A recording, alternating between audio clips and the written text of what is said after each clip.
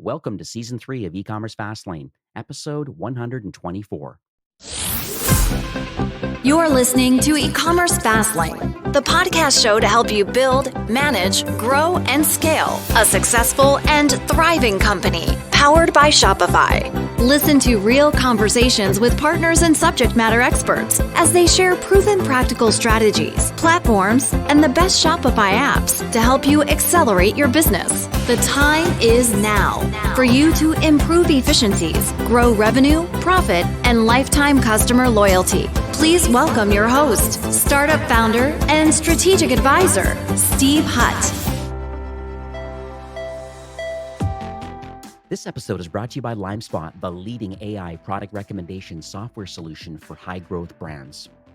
Their all-in-one platform helps you acquire and convert customers by creating targeted experiences on and off-site. Brands that use LimeSpot see an average increase in revenue of 20 to 28%. Very compelling. They're able to showcase highly relevant products and deliver higher conversions than competitors by leveraging the largest independent AI data set of over 100 billion signals, combining product data, consumer behavior, and trend analysis. The result is deeper engagement, higher average order value, increased revenue, and strong return on ad spend. LimeSpot uses that data to create a customized on-site experience for each shopper throughout their journey, from landing or homepage through product pages, cart experience, and post-purchase, using recommendations targeted to each customer based on product information, shopper information, and intent. In addition, the platform allows you to layer on targeted experiences based on sophisticated segmentation, giving you the power to personalize emails, collections, upsells, and more based on purchase history, behavior on the website, and customer insight. And that's not all. LimeSpot's newest offering is a very unique Google Shopping solution, the first of its kind in the market. The solution uses AI to enrich the attributes shared with Google, pre-validates and automates your feed, and passes through product and audience targeting information from your website. The result is higher discoverability and an average improvement in return on ad spend of 10 to 26x. Absolutely amazing. From Google Shopping to personalized product recommendations and emails and on-site, LimeSpot ensures every customer has a unique and customized experience. Smart brands truly understand that creating a personalized experience is critical to driving both sales and lifetime value. Get started with LimeSpot today and turn shoppers into buyers.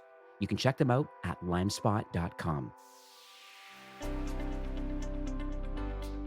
Well, hey there, it's Steve, and welcome back to the E-commerce Fastlane podcast. Now, if this is your first time listening, this is an e-commerce show where we have honest and transparent conversations about building and thriving with your store powered by Shopify or Shopify Plus.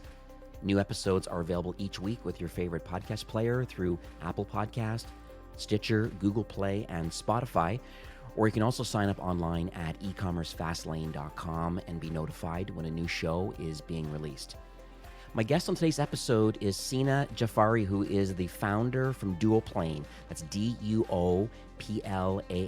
And they're an order management platform that helps Shopify merchants to automate their fulfillment through dropship suppliers and through 3PL warehouses, including Amazon. We're going to dig into that in a few minutes.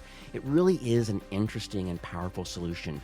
It's automation that makes it easy for you to grow and manage your e-commerce business through expanding your product mix, of complementary products, without the capital outlay. It's really interesting. It's a very timely episode for those that are looking to expand and grow their Shopify business. So hi, Sina. Welcome to the show. Thanks, Steve. Thanks very much for having me. I'm excited to be here. So I mentioned a little bit at the top of the show, I know Duoplane does a lot. I mean, if you go to the website, you can take a look. I know you're in the middle of a redesign right now, but I just love the graphic that you have that shows the simplicity, but then the potential complexities that can happen for brands that get involved with drop shipping. So they have their own product mix, but they want to sell somebody else's product without having to spend the money. They want someone else to fulfill the order on their behalf, and or they have access to multiple warehouses where their products are located for speed reasons and just all different reasons why people have multiple locations. I look at that graphic, I'm like, okay, wow, it's interesting that you have somewhat solved the problem of automation and fulfillment. So maybe you can share, maybe a little bit on a high level, exactly why you built dual plane and the kind of the problems that you're attempting to solve for Shopify brands. Sure. So, at a very high level, we're an order management platform, but we work with a very specific subset of e-commerce merchants who have these distributed fulfillment models. And just so that really quick explanation of what that means, you've mentioned a few different fulfillment methods that a lot of our clients use. So drop shipping, which means shipping directly from a supplier or distributor to the end customer without ever taking possession of it. We also have a lot of clients who have warehouses all over the place, or they work with 3PLs, which are just outsourced warehouses who handle all the logistics. And then there's also a large number of merchants out there who are doing print on demand or manufacture on demand type products where the product isn't actually created until it's been ordered. And so there's a ton of benefits to that type of model. As you mentioned, you can really increase the product offering, the assortment, get into new categories. You can have the full range of colors and sizes. You can have that sort of theoretical endless aisle of products. That's sort of the obvious benefit that a lot of people think about. The other non-obvious benefit that I actually think is pretty important as well is just the focus that it allows merchants to have on their core business and on being able to really optimize that customer experience and focus on the front end and the shopping experience and things like that, and not spend as much time and mental bandwidth and money on fulfillment and logistics, and really rely on experts for that. So I think that's another of the benefits. In terms of the problems we solve, I mean, anyone who gets into this sort of a distributed fulfillment world knows that it can be really complex and very challenging. I mean, anytime you're working with outside parties on anything, especially when you have a lot of them, it becomes a big sort of communication and information management issue. So, you can imagine if you start sending orders to outside parties to fulfill, you don't have as much visibility and control over where the order is. Has it been shipped out? Where's the tracking? I mean, there's lots of sort of control and visibility issues that come up. It's also just more complex. If you're dealing with lots of partners that all have different needs, one warehouse might need data sent to them in one way, like an XML document. Another, small vendor might just need an email sent to them. Another, one would have just, different data needs. So all of a sudden you're dealing with lots of different vendors with many different needs. And for a lot of merchants, that actually ends up being a very manual process. I mean, even if you have a traditional order management system in place, splitting orders, reformatting them, turning, one file into a certain CSV file, et cetera, keeping track of the orders, it just becomes really complex. So that's kind of what we try to solve for. And we focus on really automating and streamlining all of the interactions between a merchant and their vendors and fulfillment partners. Specifically in what we do, and you mentioned that graphic that's on our website, but basically it's order routing is probably the biggest thing that our clients use us for. So taking an order out of Shopify, splitting it based on who's going to fulfill each item, and getting that order information to the right supplier or warehouse in the correct format, and then retrieving the tracking once the order is shipped. So that's order routing is one piece. Inventory syncing is another piece of what we do. You can imagine that, especially if you're selling from a shared inventory, if you're selling from a drop shipper, you want to make sure obviously that if you say something's available, that it is actually available. And so what we do is we'll sync inventory from a merchant's vendors or their warehouses and make sure that their Shopify store is always up to date with the correct inventory information. The final piece is around invoicing and payments. So streamlining the process of paying vendors, making sure that invoices are reconciled. You're paying vendors for what you think you should be, for what shipped, etc. So those are the three big areas that we really focus on. And I guess I should also just mention, we also provide a vendor portal with the visibility and sort of coordination issues that often arise in a drop shipping world. The point of the portal is just so that vendors and the merchants are actually literally working off the same system. So there's a way for them to log in and actually have their own order management view of those exact same orders that the merchants have sent to them. Right. No, I love it. Yeah, thanks for sharing that because that's the thing is that, you can I know people using your tool and when I look at this graphic, I can see that there's a lot of different use cases because businesses are complex. It can be challenging and everybody has a different use case. And so it's nice that, over time, you've iterated your platform, to accommodate for some very uniquenesses that come out of certain businesses. So kudos to you that you really are trying to help this kind of automation side of fulfillment, and having a central portal, I think, is just fantastic for as a single source of truth for all things to do with the business. So let's talk about, I guess, your journey because it always fascinates me, like why people build what they build. I know a little bit of your backstory because we talked offline before recording, but it'd be nice to share kind of publicly, like what do you believe positions you, I guess, to have the desire, and then number two, I guess, to have the expertise, like to want to create this platform.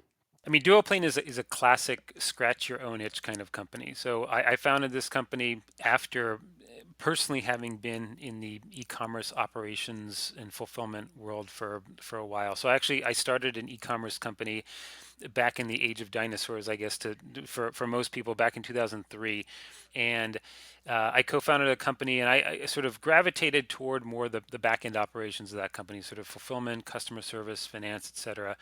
And it was a company that was in the furniture space. So, and we had tons of, from day one, hundreds of different suppliers, big product assortment. And we actually decided to adopt a drop shipping model from day one. And so and there was no software to do it. I mean, I was typing, copying and pasting orders into QuickBooks and, QuickBooks Desktop, and literally faxing orders to vendors. And so it was just a very manual process, a lot of late nights kind of just, trying to keep up with everything. And I ended up learning how to code and wrote some software for that business to help automate it. It was pretty basic, pretty simple, but over the years, rewrote the software a few times. And as we learned more, and as I learned more, and then ultimately we actually sold that business back in 2011, 2012 timeframe. And so it was pretty obvious next step for me to start something in this. I mean, I really enjoyed that part of my old role, was sort of, building software, and, took the learnings from that business, and, I took some time off, but really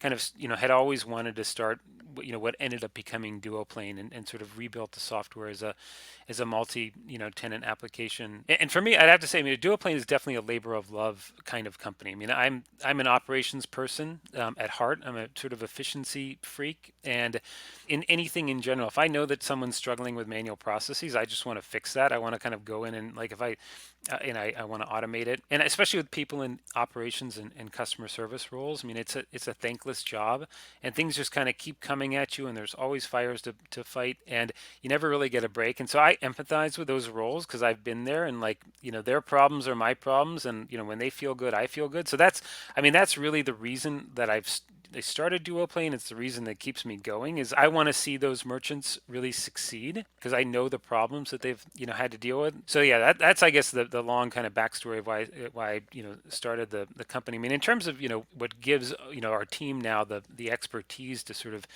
build this platform is, we've really gone deep into the needs of these types of merchants, and it is complex, but, like, we have a firm belief that it's sort of the right thing to do in terms of keeping these merchants focused on the right part of their businesses. And so this is just a world that we've really gone deep into, and that I've personally gone deep into, and I feel like I have a mission to sort of, make people's lives better, because no one really gets into e-commerce or into retail to be focused on the operations and back end piece of it. I mean, it's just really, I think, drags people down. I want to sort of take that off their plate and have them enjoy life again. So it's interesting about because you mentioned a little bit about this whole distributed fulfillment, and we talked about, like, with drop shipping in general, you typically can connect to so many different warehouses, different 3PLs, these third party logistics companies. And, I think this multi warehouse kind of world. Shopify does have some connections for, like, location inventory, and you can assign a certain location to, and have a certain location fulfill an order. And I mean, there's some basic things that are available in there, but let's talk about maybe some of the benefits benefits that you see for those that maybe instead of having be one location, why someone would want to expand their product catalog? I mean, other than maybe the long-term financial benefits, I mean, I think people are pretty firm. They understand that part of it, but maybe they don't quite understand the back-end infrastructure, this distributed fulfillment model that you're talking about. Are you able to kind of unpack that a bit for those listening today that might consider getting involved in drop shipping? They have an existing product selection, they want to expand upon it, and they found some trustworthy partners that they believe can help expand and help, just share the wealth between the two brands together as a partnership. And so just would love to hear how you believe dual plane fits in that kind of business model. The way that we think about it is, when there are two partners who are working together like that,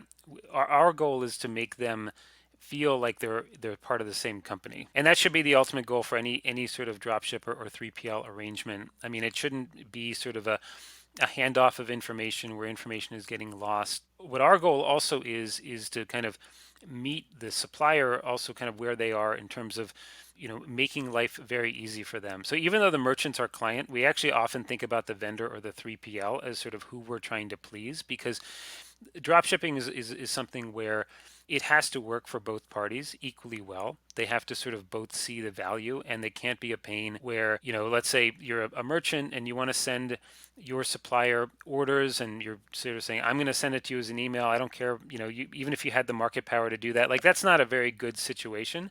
Instead, what we like to say is, we want to enable our merchant clients to go to their partners and say, hey, oh, you use, this warehouse management system? No problem. Duoplane will send you your orders in the exact format right into your warehouse management system. You don't have to do anything extra to work with us. And we have a bunch of integrations like that. We actually have like a Shopify integration where if the vendor and the merchant, our client are both on Shopify, an order can come in from one Shopify store. We'll split it up. We'll put, the pieces that need to be fulfilled by the other Shopify merchant in their Shopify order management system. So that's a big part of our philosophy that I think really, makes this work for our clients. And I think just, even if you're not going to use our system for this, I think it's just a philosophical, the way that merchants should think about this is that you have to think about this as a whole ecosystem where every piece of it has to work for everybody, because it really is a true partnership when you're doing something like this. It's not really the old world of, where a supplier and a merchant might view themselves on opposite sides of the table. In this case, they're both working toward pleasing the end customer. And so it has to be viewed much more as a partnership as opposed to, kind of a traditional vendor relationship where you're just buying from them and, they don't really care kind of what the actual experience is. And so I think that's a big part of what we try to instill in our, software and just how we do things, is that it's a true partnership with the outside parties. Would there be any drawbacks? I mean, you have software that certainly can help solve a lot of these problems, but are there any drawbacks of having a distributed fulfillment model? Yeah, I mean, so there are a ton, and I guess that's why we exist. Yeah, I mean, the biggest one I mentioned a little bit, sort of that lack of visibility and that lack of control. So not knowing where your orders are and not knowing whether or not your partners have enough inventory. I mean, those are definitely some of the biggest issues that come with this, is just not having that, it's not in your own warehouse. You don't know exactly what's going on. But again, we sort of view that as an information management problem. So I think that's where having a good system in place solves for that, or at least kind of, helps it. And again, I think I mentioned earlier, like it is just much more complex. There's, you have more partners, you have more data to manage, you have all these, little transactions that are going out to outside parties that you have to keep track of. And so it's just a lot more to, to keep track of. And especially if you have a lot of partners, you've got more people to, sort of be communicating with and set standards around. So there are a lot of drawbacks, but again, I think that my personal philosophy and our philosophy as a business is that the drawbacks are solvable, and the benefits of using a distributed fulfillment model far outweigh it in terms of just the ability to focus and the ability to grow your business. But I think everyone should go into it with eyes wide open, that it is not easy, and it's not something that one can do without sort of, having some forethought around what the right processes are.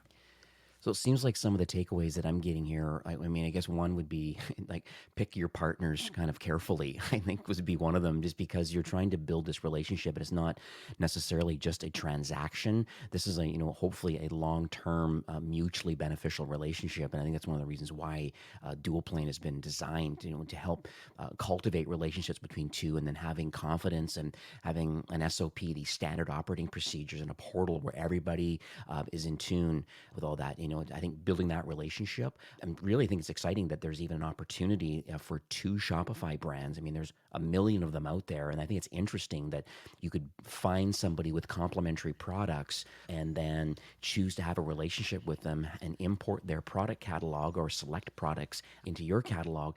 And then, thanks to dual plane, the successful order can show up in both admins, and that the other party is going to fulfill it on your behalf. And however the financial arrangements, I'm sure we'll dig into that in a few minutes, but it's interesting that you have that opportunity.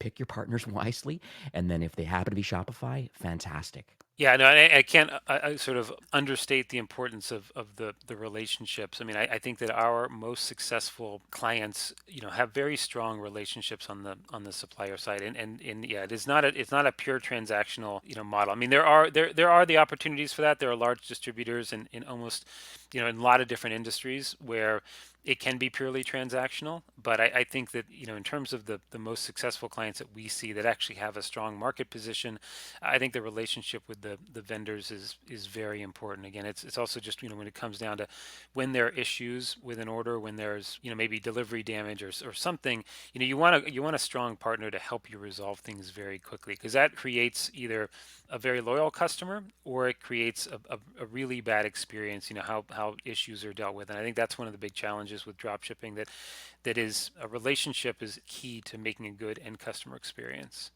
So let's, I guess, pivot a bit over to, I guess, the multi-channel part of commerce. I mean, it's pretty common knowledge now that, you know, you want to have your Shopify store, but you also would like to sell on marketplaces.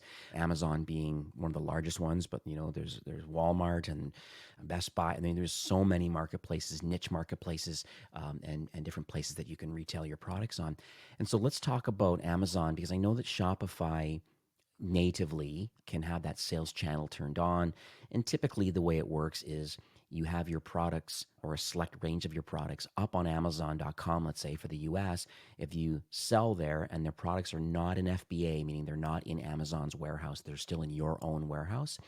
If that's the case, then the order would then show up in your Shopify admin. You would fulfill that Amazon order kind of on behalf of Amazon, but even though it's your store, you fulfill it, you update the tracking information, and then it just forwards it on way through inside Amazon to the customer. But I think that dual plane does it a little bit differently as far as, and maybe you can share more about the 3PL side of it. If people are choosing to have all of their inventory at Amazon, and maybe all of their inventory is there, and so if they're sold on Amazon.com or they're sold on their Shopify store, there's a way through dual plane now to be able to connect and make sure these orders are fulfilled correctly. Yeah, we have a couple different Amazon integrations. So we do integrate on the marketplace side, but as you mentioned, Shopify has a native integration for that. And I would say most of our clients do use the native Shopify integration. Some maybe for legacy reasons have us connect directly to Amazon for pull orders and pushback tracking. But the other integration that you mentioned is the one that's probably, more common and sort of more, in our wheelhouse of why we exist, which is a lot of our clients do have inventory at Amazon, and there might be some routing logic that they use. For example, if an order comes in, depending on maybe where they have inventory or the value of the order, or if there's other items on it as well, there's a lot of really complex logic we can put into our system. We might choose to have Amazon fulfill that order, or it might go directly to a drop shipper, or they might have it in their office, or their warehouse.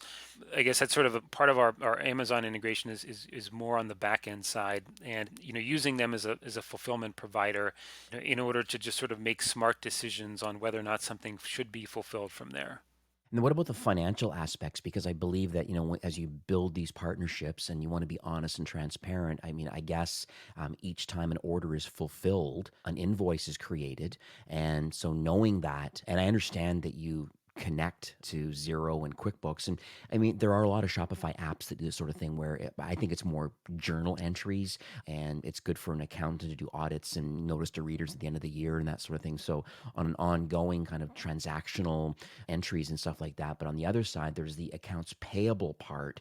How do you pay the drop shippers? Can you maybe talk about how dual plane works, about making sure these vendors feel confident in negotiation of the SKU and how much money is going to be paid to them? With the portal you have, everybody seems to be open and honest about where we're at, but how does it connect to Zero and QuickBooks so everybody feels that the source of truth is correct and each party feels that, yes, you fulfilled the order for me, but I'm now going to pay you this, and it's all just open? Yeah, so as you mentioned, just a quick background on the part of the accounting and the payables that we handle. So as you mentioned, there's lots of apps out there and services that will connect your Shopify store to your accounting system, and those are generally focused on the revenue side of things. So how much revenue you've brought in, and our system is more focused on the payables. So making sure that you are paying the vendors the right amount, but also just streamlining and automating the process. For those who kind of just get into drop shipping, I think they realize very early on how overwhelmed they can be with all the vendor invoices that are being sent their way, often as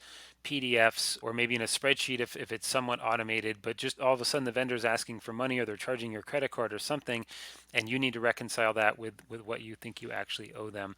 And so that's a big piece of what Duoplane does is streamlines that whole process, gets that information into your accounting system so that it can then automatically be paid out of there. Quick description of sort of what that process is and why it's important is, part of it is like you said, making sure that you're paying the right amount, because you may think that an item costs $10 wholesale, but the vendor put $12 on the invoice. So part of what we try to do actually early on in the process of sending them an orders, we send them the cost. So it is sort of traditional supply chain where purchase order gets sent with a cost on it. The vendor has to verify that. So there's some automated processes that happen early on to make sure that when you place the order with the vendor that you have agreed on the cost at that point.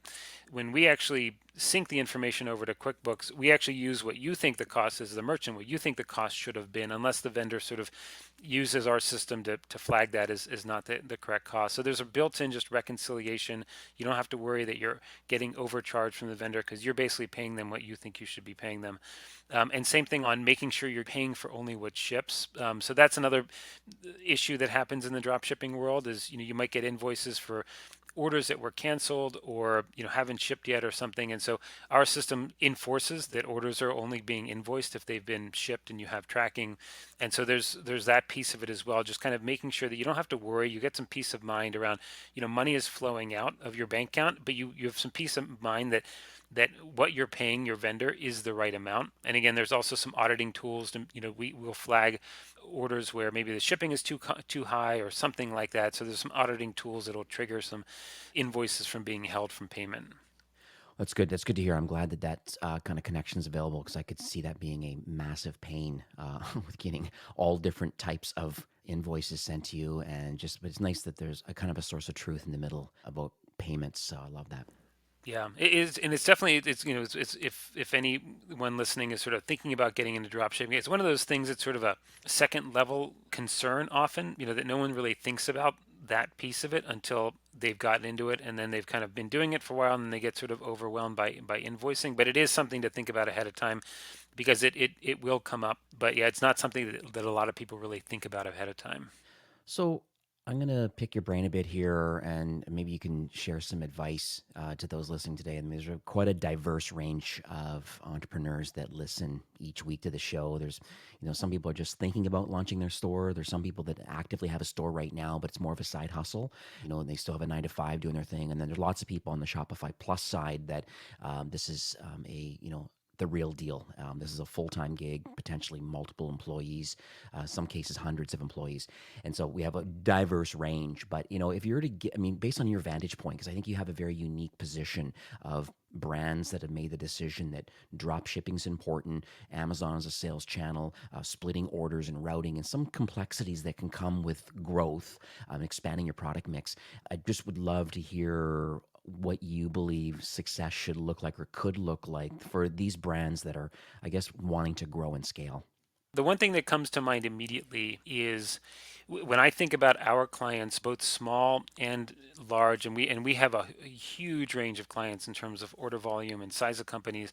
I'd say the one thing that comes to mind in terms of the ones that are successful are the ones that are not afraid to kind of try new things and move quickly. Because sometimes we get someone, they'll start a Shopify store and they'll hook up Duoplane and ask a lot of questions, and we always try to push people like, just do a test transaction, go in the back end and just try it, see what happens.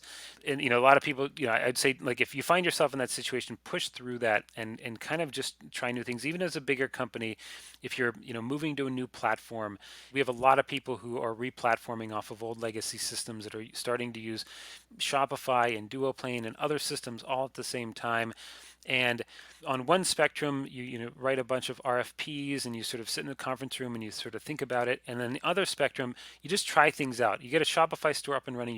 You hook up a bunch of marketing software, a bunch of operation software, and you just start running transactions through.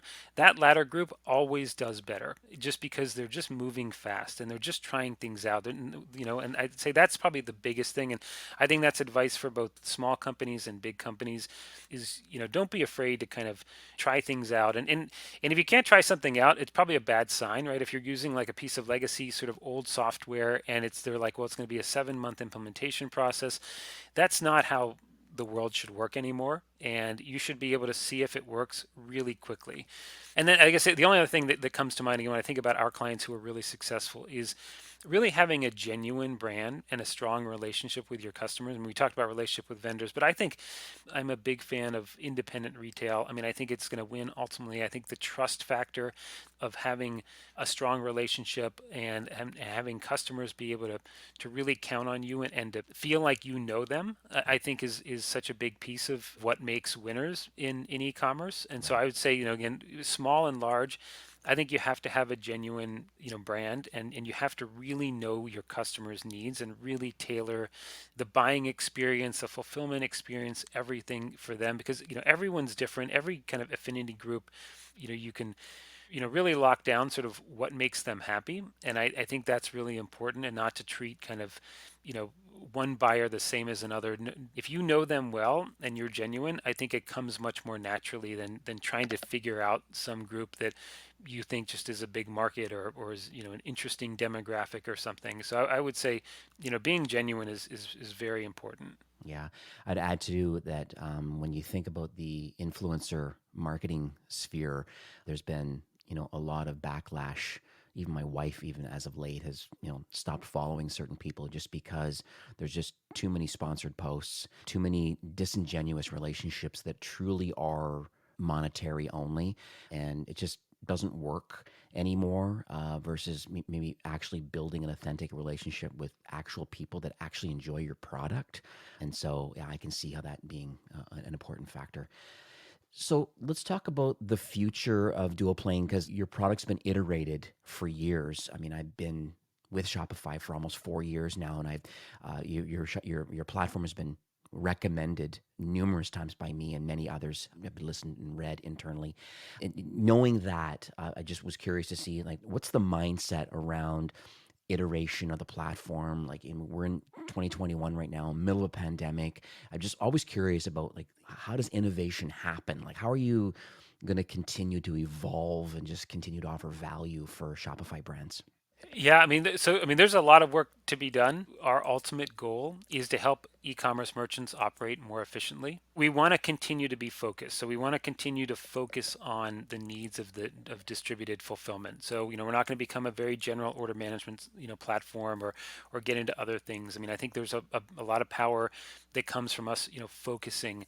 But ultimately, everything is customer driven. I mean, I came in with preconceived notions. I had been doing this for like 8 years, and day one, customers sort of blew me away with, oh, I'd like to do it this way, or I'd like to do it this way, and things are changing. So all of our innovation is really customer driven.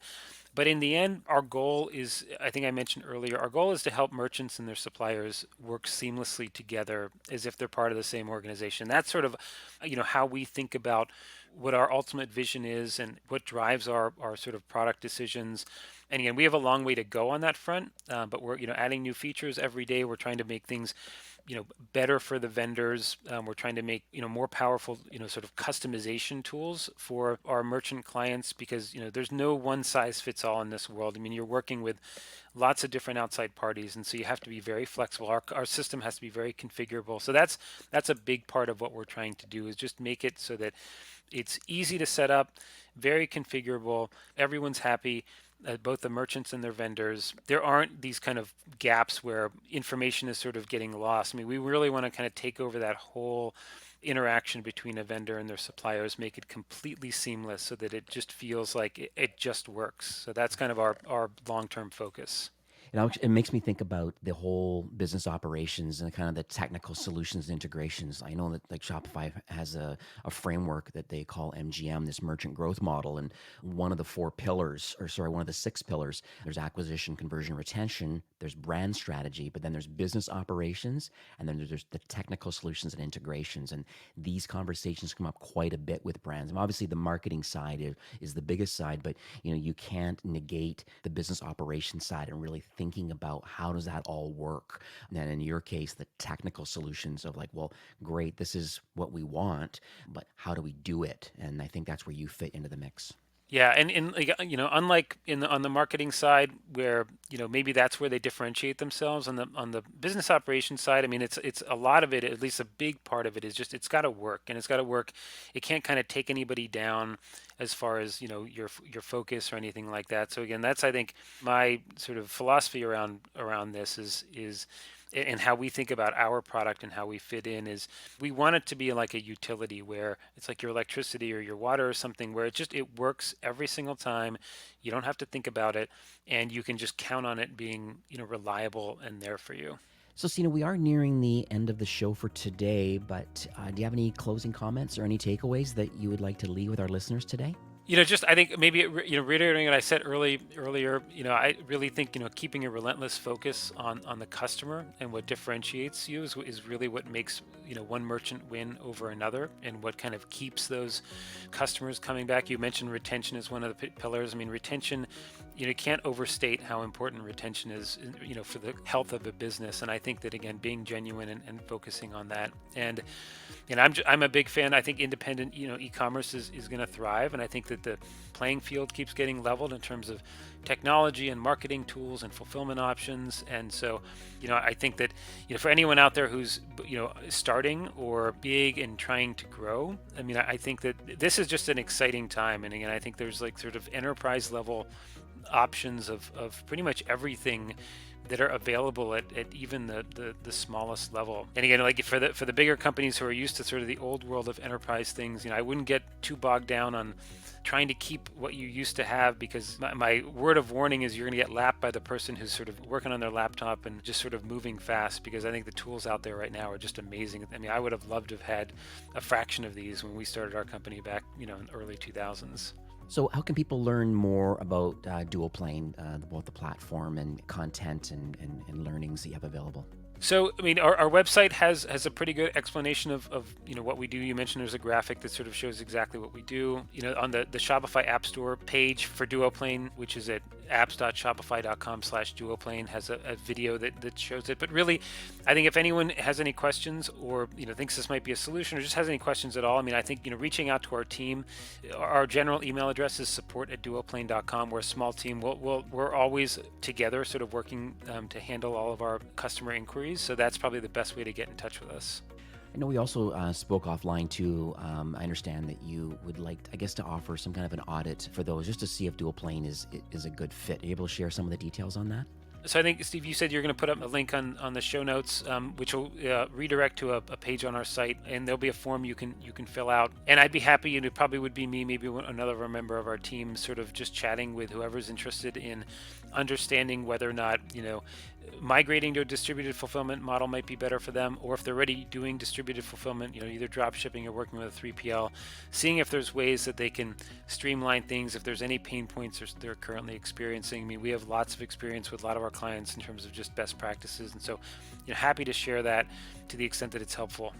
So that'll be ecommercefastlane.com/dual planes. That's DUOPLANE. It'll be in the show notes, but yeah, that will redirect you to that landing page. You can fill that form out, and then you're good to go. And then Sina and his team, someone will pick that up, know you came from the show. And yeah, let's just find out to see if this distributed system could work well with drop shipping. I'm still loving that idea of building a relationship between two complementary Shopify stores, building an authentic relationship and choosing to each sell each other's products if they're complementary but non-competitive. It's so interesting to me that as a basic, that's available. That's really, really, really amazing. Yeah, no, it's been a very popular integration on our side. I mean, it goes to show how many different companies are on Shopify, how many different kinds of companies are on Shopify, that it's almost the first question we ask is, are you on Shopify in terms of, integrating? So, Love it. Well, as Shopify's mission really is to make commerce better for everyone. And, it's very clear to me today that, that you're definitely in tight alignment with really wanting to help Shopify brands. I just wanted to, thank you for coming on the show, sharing your knowledge and your vision and just literally just giving back to the ecosystem. Thanks again for your time. of course, thank you very much for having me on the show. I really, really enjoyed it. All right. Have a great day. Thank you. You too. Today's episode was brought to you by LimeSpot, the leading personalization platform for high-growth brands on Shopify. LimeSpot increases your conversions and decreases your acquisition costs by using AI to understand your catalog and your consumers. The result is deeper engagement, higher average order value, increased revenue, and strong return on ad spend. You don't have to take my word for it. Trust the Shopify Plus certification. They have over 1,400 five-star reviews on the Shopify App Store and thousands of satisfied merchants. You can learn more about their incredible solution and get started today at limespot.com. Well, that's it for today's episode. I'd like to thank you personally for being a loyal listener of E-commerce Fastlane. It's my hope that this podcast is offering you a ton of value through growth strategies, tactics, and exclusive insider tips on the best Shopify apps and marketing platforms, all with my personal goal to help you build, manage, grow, and scale a successful and thriving company powered by Shopify. Thanks for investing some time today and listening to the show. I'm so proud and excited that you have a growth mindset and are a constant learner. I truly appreciate you and your entrepreneurial journey. Enjoy the rest of the week and keep thriving with Shopify.